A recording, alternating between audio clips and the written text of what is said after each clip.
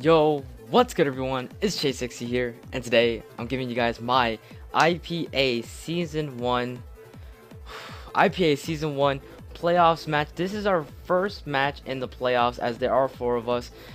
And I am so nervous. Well, I was nervous. I was like sweating and nervous, like I was basically insane like a week ago. But as you can see on your screen, we have our semifinals match against Frostfire. Now, like I've said numerous times, there are 10 of us in this league, and only 4 of us go to playoffs, being me and Frost to be included. The other 2 being Gingeman, and Gingeman, coach of the Boston Braviaries, if I believe, and other being Brent, coach of the Washington Wishcats, who was our Week 9 match, who we brought complete memes against.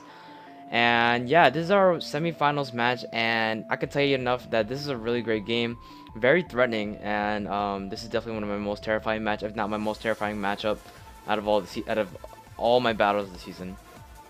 But other than that, as you can see, his team consists of all that. Yeah. So week 1, we actually had this same matchup, except there was like a couple switches. But week 1, we actually went against Young Bobbert, if you guys remembered or watched. But he dropped out as soon as we had our match, and we won 4-0 that match. So Frostfire took over, and he's actually a really good battler. Hopefully he's watching this so he can like actually praise me for this nice comment.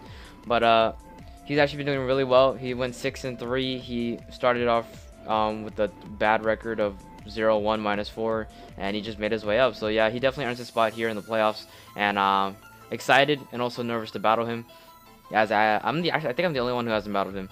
But other than that, his team consists of Kieran Black, very threatening Mon, always hard to prep for because you know he could bring sub. Like I'm scared of bringing Pyukamuku because like I feel like he's gonna substitute on it.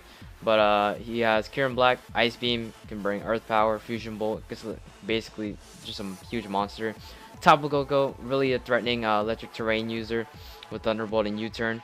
Jirachi, I honestly don't think he's gonna bring Jirachi at all because I'm bringing Absol, and Absol destroys Jirachi. Staraptor is one of the main threats, and you'll later on see what my counter is for it, and it kind of really is my only counter for it. He has Kartana and Buzzwole. One thing's for sure is that he won't bring both Kartana and Buzzwole, as I do have Victini, so if he brings one, then that means he didn't bring the other, so that's one thing to take note of. But I really expect the Kartana and not the Buzzwole, because the Buzzwole I feel like I can handle more easily, whereas the Kartana is actually more difficult for me to prep for since it is a Z-move user and it's actually pretty fast, so like depending on what he brings, it can actually be really threatening. Crocodile is one of the main mons I'm scared of because of my Victini. Victini is one of my main offensive Pokemon to bring this week, and if he brings Crocodile, then Earthquake, Pursuit, Mind Games are gonna kill me. And yeah, Crocodile and Jirachi are also his only rock users, or rock setuppers, stealth rock users, yeah. So one thing to take note of, I don't think he's bringing Jirachi. If he brings Crocodile, then I gotta prep well for it. He has Volcanion, very threatening Pokemon with Steam Eruption and Fire Blast. Can we run Assault Vest? Can we run Scarf? Very bulky Rubber Ducky over there. We have Salazzle, one of the mons he picked up when he took over the team. Based on the way I've seen him use it in the past, he's brought like Nasty Plot, Substitute, Disable. He's run Sub Disable, Nasty Plot with Fire Blast and Sledge Wave. So I really want to watch out for that. That Salazzle can really be threatening to my team. And last but not least, he does have Mega Blastoise that I really don't have much for my team. As you will see in the team builder, I don't have much for Mega Blastoise, but we're going to take a huge risk and just go with it. But nothing other than that, we're going to go right into Scene 2. Look at the Pokemon that we brought. And first up, we have Mega Absol, our Chelsea. And oh my god, Chelsea's gonna be so important. Our moveset consists of Knockoff, Superpower, and Sucker Punch, along with Baton Pass for our initiative to predict switches, 4 in HP for that odd amount, 220 attack, enough speed to outspeed his fastest mon being, or not his fastest mon, but like the Pokemon that I think it's Cortana. Yeah, Cortana. Enough speed to outspeed Cortana. Rest in attack, and I don't have max attack because with 68 defense and 4 HP, I'm actually able to live a Earthquake from the Crocodile. If it's Jolly Scarfed, I live a Earthquake, and if it's Adamant Scarf, I have a chance to die. If he goes for a Fighting type move, then I just straight up die.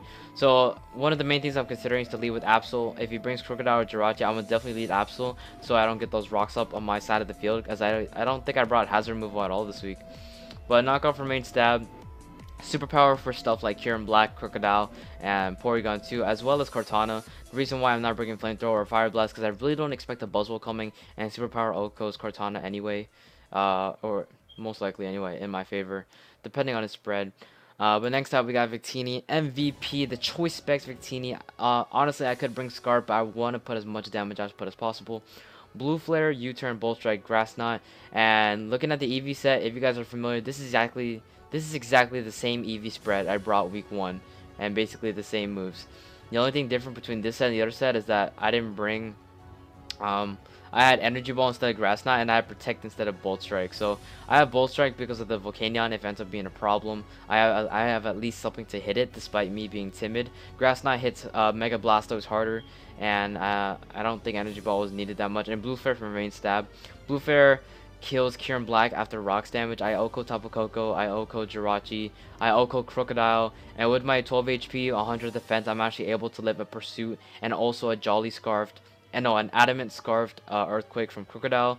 So even if he does bring the Crocodile in, I can also OHKO it with Blue Flare, as with my investment specs, Blue Flare does just enough to OHKO Crocodile, and if he's defensive, then he won't be doing as much with Earthquake or Knockoff. So that's really good there. I really like this Victini set. Thank God he's like base 100 across the board. But Blue Flare also OHKO Staraptor. It can do really good damage to Porygon, and Grass Knot hits the Blastoise. So even though specs, Grass Knot on Blastoise is going to be hard to get off since, you know, it's a Blastoise, and he probably will scout for it. But other than that, yeah, that's our team. We're running Max Speed Timid, just a speed side with Staraptor. Next up, we got Batman 1.5, and if you guys watched the last video concerning my Week 8 and Week 9 match, then you would know that I said that, you know, maybe Golbat gets frozen all the time because of its name, but I'm gonna give it another chance.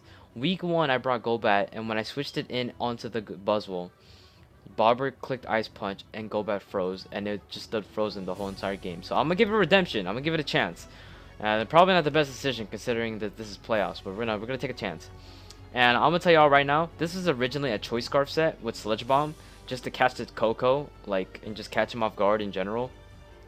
But instead, I realized I need a switch in for Buzzwole in case he brings it, and I need another wall, because next mon you see is Pyukumuku, and you'll definitely know the reason why. I definitely need another wall, another Pokemon that can switch in with reliable recovery, and that's what Golbat is. So I have Air Slash, 2 it kills Cortana, good chance to kill Buzzwole, pretty sure it kills out the rocks. Roost for recovery, Toxic for stuff like Porygon 2 and the Mega Blastoise, and we do have Tailwind.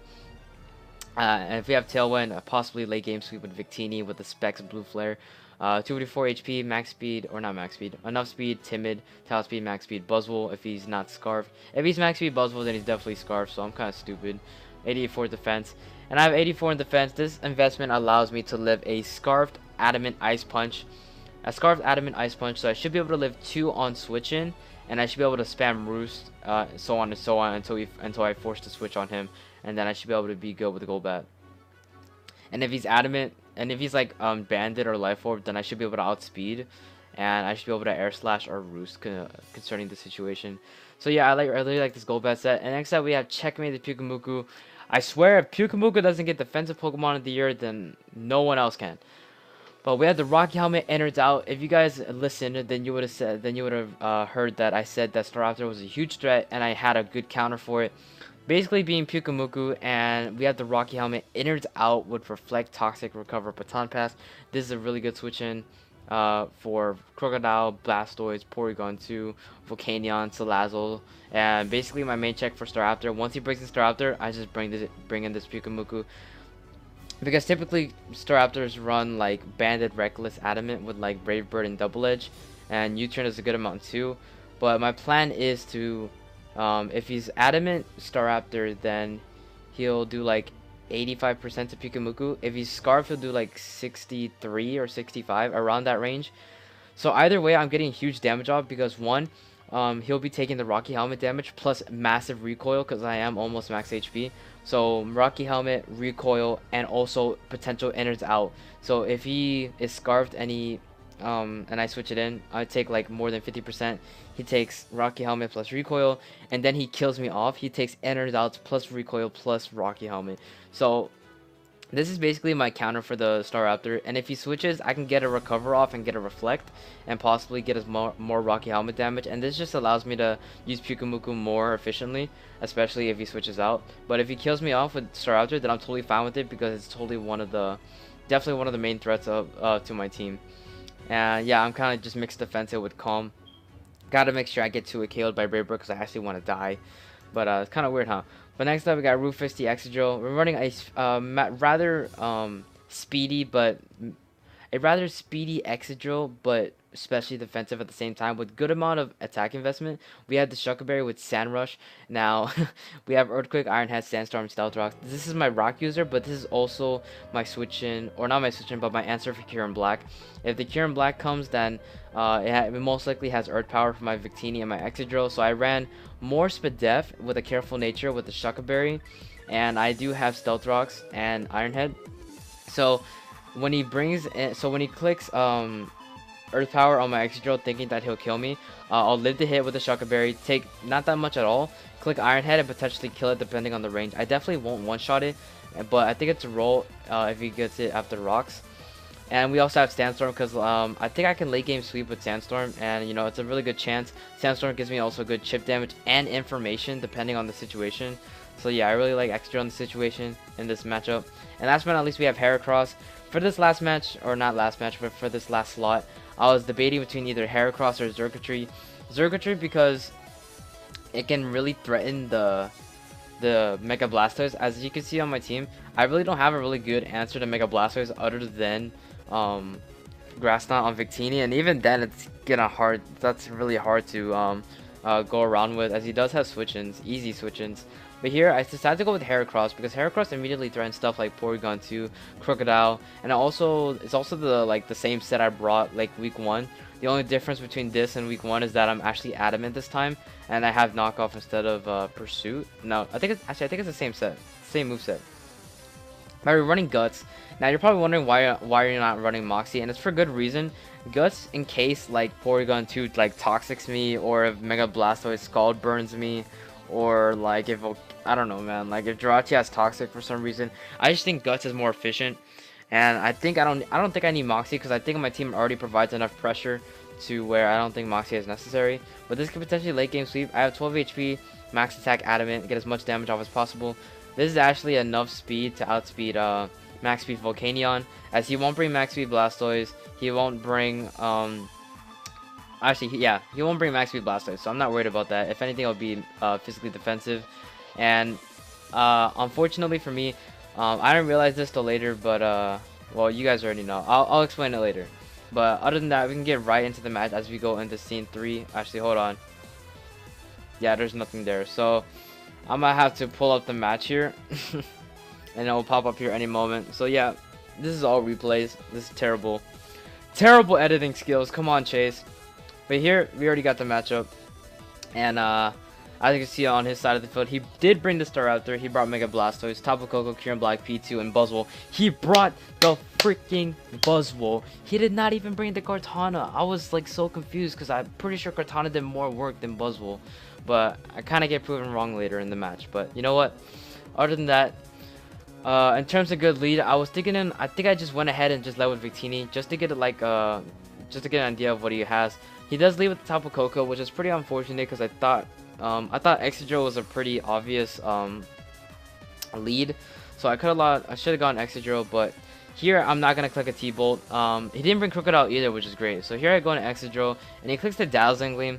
Probably popping an air balloon that I probably could have. So I mean, I understand the play. He's Life Orb, and here I go for Earthquake. I could go actually, yeah, based on the damage, he's physically defensive, but I could have clicked Stealth Rocks, don't get me wrong, but I was really like, there was so much things going in my head, and I looked at Tapu Koko and it does get Taunt, so I was actually thinking maybe he would have Taunt to predict my rocks. So I went for Earthquake to possibly get rid of the Tapu Koko, and it also gets decent damage on anything on his team. So I don't think that was a bad play in general, but Stealth Rocks definitely would have been better in this situation. But here I can't stand. I'm just gonna go into my Pyukumuku, make the safe switch, as thankfully enough for me, he doesn't double into Tapu Koko, but he goes for Scald, and luckily enough for me, I don't get the burn. He doesn't get the burn. He goes for Scald again, and he doesn't get the burn. So Pyukumuku doesn't want to get burned, and I am able to get a Toxic off. And by the way, he doesn't have he hasn't revealed Toxic. All he has is going Scald. He gets a crit but no burn, but he hasn't like shown any sort of tech like Toxic or anything like that. So I'm kind of confused. I'm like, what kind of set is this? So he's already getting worn down by Toxic, but here he pulls out the rest. And I'm like, oh, okay, so this makes sense. I Baton Pass, as I'm already at max HP, and I go to my Victini. Now, when I battled Bobbert week 1, he did bring Rest, Sleep Talk, Mega Blastoise. So this is, to me, I think it's exactly the same exact set that Bobbert ran against me in week 1. So that's pretty crazy. But here I have Victini against Blastoise. And predicting him to go in a Porygon 2 and actually scout for what I have, I'm going to actually go for the U-turn this time. But here he actually stays in, so that kind of sucks. I kind of made a misprediction. I could have gone for Grass Knot right there and got some clean damage off. But he goes for Sleep Talk, and he gets Rest, so very unfortunate roll. But here he goes for Sleep Talk once more, as I do go for the Baton Pass, and he gets Rest again. So I feel really bad for that, as he does get terrible rolls on the Sleep Talk. 1/3, man, what can you do? But here I go into Victini, and here he goes in a P2, as I do go for the U-turn once more, because I didn't think Grass Knot made sense at that point. So I go for the U-turn and get a nice clean 9%. And I go to my Heracross. Heracross definitely threatens this thing out, and he doesn't know my set. I could be Banded, I could be Life Orb. And if I'm Banded or Life Orb, I'm pretty sure this thing dies. So predicting the Buzzwole switch in, I'm predicting the Buzzwole switch in. I'm gonna click Aerial Ace this turn. And here he does switch out, but he doesn't go into Buzzwole, rather he goes into Tapu Koko. And I was actually confused by this, but it's also understandable. Tapu Koko Tapu Koko does resist fighting, so close combat wouldn't have done that much more than Aerial Ace. And Aerial Ace, he also resists flying, so, you know, I guess that was kind of like the right play. I don't know if that was like the best play or like the middle ground play, but either way, it was a good play. And here I'm on a tough spot. My best switch in here is Excadrill, and I am locked in, so I have to switch out. So here I go into my Excadrill, as he makes a really good double, and he goes in a Buzzwole. So really good plays by Frostfire right now, as he is really being aggressive in this match right now, getting the momentum and trying to get the pressure on me. But here I think in the match I didn't really have to predict, because I was in a situation where I had switch-ins for everything. So he goes in a Buzzwole as I go into go by. He goes for the Ice Punch. I could have stayed in, but I didn't want to. And here by that damage, I'm pretty sure he's Jolly Scarf. And by the way he switched out, that probably is. So here I go for the Roost, as he does go into the not Mega, but he goes into Staraptor. And I can tell by the way he's been playing that, yes, he is predicting me. He is making these doubles and such, but it's basically not that. It's basically like how the match turns out. So here I go for the Roost. I'm at max HP, and I could have stayed in and clicked Roost, because I did live a Brave Bird, even if he was Banded, I think. I'm not sure on that. Don't quote me on that. But here, I'm going to pull out the spread. I'm going to pull out the heat. This is basically, like I said, if you watch the team, this is my answer. He goes for Brave Bird, and that is Jolly Scarf. As Brave Bird, that is Jolly Scarf for sure. If it's not Scarf, it's definitely max attack Jolly. But here he goes for Brave Bird. He takes Recoil plus Rocky Helmet. So my plan is actually going really well in terms of the dealing with the Staraptor. So here either he can pick me off, or he can switch out and preserve this thing. So if he preserves it, I'm going to click Recover. Electric Terror wears off, but he actually goes for Brave Bird. I get the Innards out damage. He gets the Recoil and the Rocky Helmet. So plan working out pretty good. Progress made. We first get a double down on the... So this semifinals match is pretty intense. But here he goes into Porygon 2 as I go into my Victini. Because Victini had a decent matchup against everything. I go for the U-turn because I can't really touch this thing yet. So I go into my Golbat as it goes for Tri Attack, and that did 32%. And when I calculated it shouldn't have done that much. So I asked him after the match, and I thought he was like max attack modest, or like just max special attack. But apparently, I didn't think about this. I didn't see Tracer download, and I didn't think about it. Apparently he was analytic, so that makes up for everything in confusion. But here he makes a good play, goes on a Blastoise, as I do go for the Toxic. Probably should have gone for Roost right there, but it's all good. I go for Roost now, and as he does wake up, so like I probably should have switched that. But he goes for Ice Beam, and since I lost my flying typing, I don't lose that much. I go for Toxic because I want to get some chip on this thing. And oh my god, I'm so happy. You guys saw the Ice Beam. He didn't get frozen. I got burned. So redemption is great. Redemption is great. So here I have to go for Ruse. I'm trying to get as much HP as possible, and here I go for Ruse as he goes for the Scald. And at one point he's gonna be forced to click the. At one point he's gonna be forced to click rest because I can literally stall him out here all I want. But seeing that he can just simply click rest, I'm in quite the predicament. So Absol can't touch Blastoise. Golbat's just Roost stalling. Excadrill is weak to Scald, and Victini is also weak to Scald. So I'm really in a bad spot. But this one particular Pokemon is about to save my butt right now. So here, hoping for the Scald burn, I'm actually going to go into my Heracross. I know this thing is max HP, max defensive, so he shouldn't be doing more than half to me with Scald.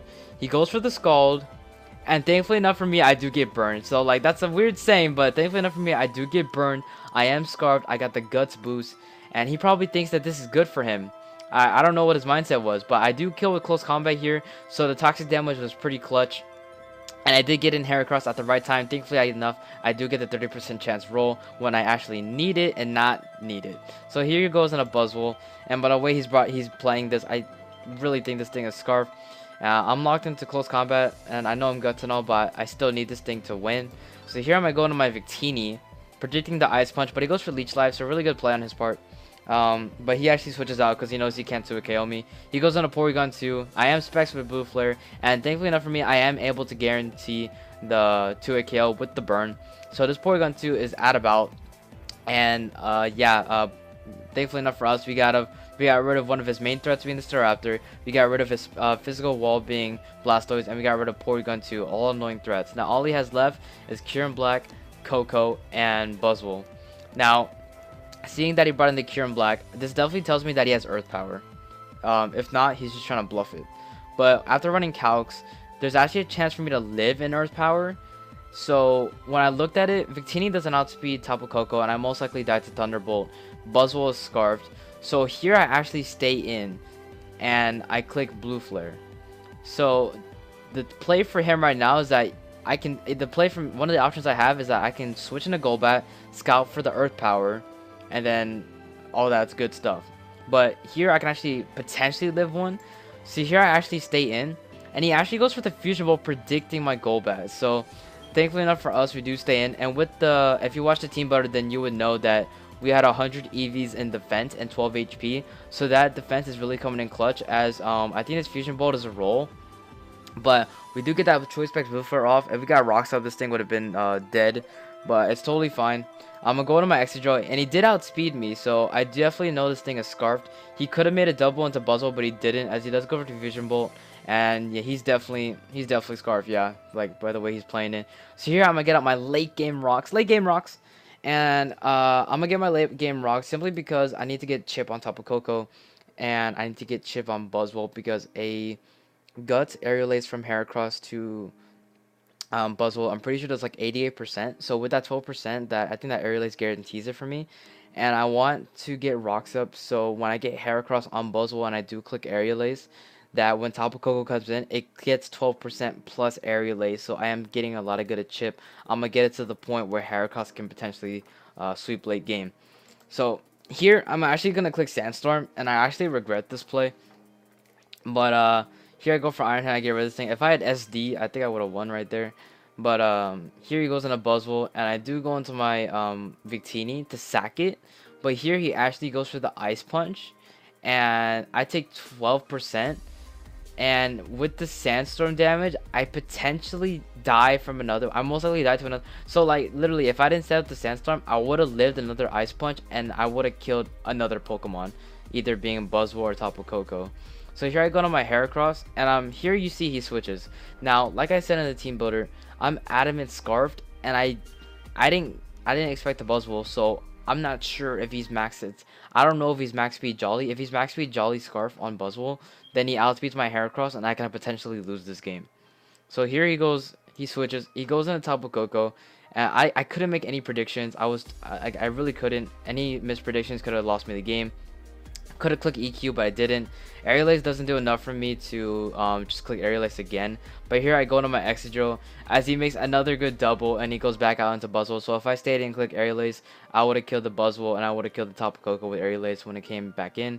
So here I'm gonna go in a gold bat and just sack it off because I really don't need it. Good, that's why I kept gold bat around just for switching to Buzzwole, and this gives me a chance. And seeing he gets the +1 boost, if he really is Jolly max speed, my Heracross dies to Ice Punch, and I could lose this game. So coming in clutch, I'm gonna go into Absol right here, and Absol lives 1+1 Ice Punch from Jolly max attack. He goes for Ice Punch. We don't get frozen. He doesn't. He stays in, and I get the knockoff off, and that is basically GG. As I do get rid of the scarf on the Buzzle, so I don't have to worry about anything anymore. I don't have anything to kill this thing with Absol, so Absol just goes down to Brick Break. So here I can just safely go into my Heracross, click Aerial Ace, and I think that should be game. We do outspeed, we get rid of the Buzzle, and all he has left now is Tapu Koko, and he's also Life Orb. So yeah, he only has like 3 hits in him left. And I know I outspeed, but for some reason I thought differential mattered. It doesn't. But here I wanted to exit drill, and I don't think he had anything for me at all. So here I click Iron Head in case he had like Magnet Rise. I don't even know if this thing gets Magnet Rise, but he clicks Dazzling Gleam. I click Iron Head, and that is basically GG. Oh my god, dude! Like that was one of the best battles I've ever had. Well, I would say one of the best battles I ever had in this league. And yeah, your Dark City Dapsels. Oh my god, your Dark City Dapsels. They went 8-1. We've made it the first round of playoffs, and now we're on to the finals. We're on to the championship, and I am actually really happy. This is my first league after getting back into league matches, competitive Pokemon. So I'm actually really happy with how this is turning out. Hopefully we win our finals match. As of this recording, I haven't had it yet, but I'm pretty sure it will definitely go up this weekend for sure, if not next Monday. So you guys will definitely get those battles in. But other than that, thank you guys so much for watching. Your Dark Series Albums, like I said, heading on to finals against either Ginchman or Brent. Either one is a really formidable opponent. But other than that, I'm going to get out of here. Like and subscribe if you haven't. Retweets appreciated on Twitter. You guys will definitely see this. But like I said, GlitchXCity here. And I'll definitely see you guys later for finals and for the PBL. But yep, that is it for me. I will see you guys later.